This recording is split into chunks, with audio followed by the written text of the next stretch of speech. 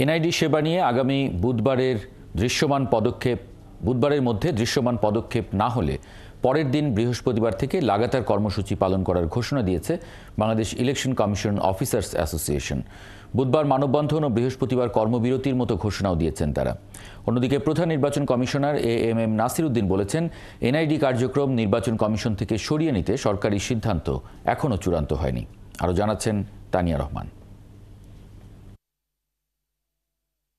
আলাদা কমিশন গঠনের মধ্য দিয়ে জাতীয় পরিচয়পত্র সেবা কার্যক্রম নির্বাচন কমিশন থেকে সরিয়ে নেয়ার সরকারের যে উদ্যোগ তা নিয়ে বেশ কদিন ধরেই নিজেদের আপত্তি জানিয়ে আসছে এই সেবার সাথে জড়িত কর্মকর্তারা।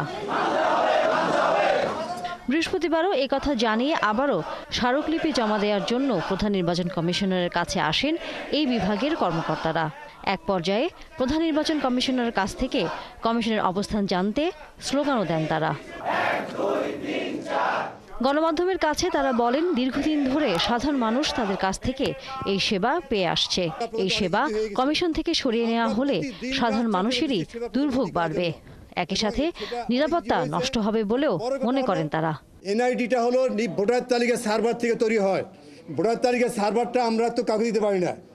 এটা ইন্টিগ্রিটি আছে, এটা শুদ্ধতা বিষয় আছে। এটা বাইরে চলে গেলে নির্বাচনী হুমকির সম্মুখীন হবে।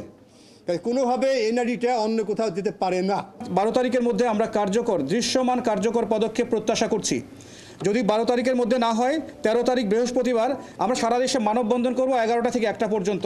তারপরেও বলেছি, যদি তার মধ্যেও যদি কোনো সুনির্দিষ্ট অগ্রগতি আমরা না দেখি, তার পরবর্তীতে কর্মবিরতি সহ আমরা আরও কঠোর কর্মসূচিতে আমরা যাব। কর্মকর্তাদের এই অবস্থান কর্মসূচির কারণে প্রধান নির্বাচন কমিশনার তাদের বলেন, নির্বাচন কমিশনের অধীনেই এনআইডির সেবা রাখার পক্ষে কমিশন।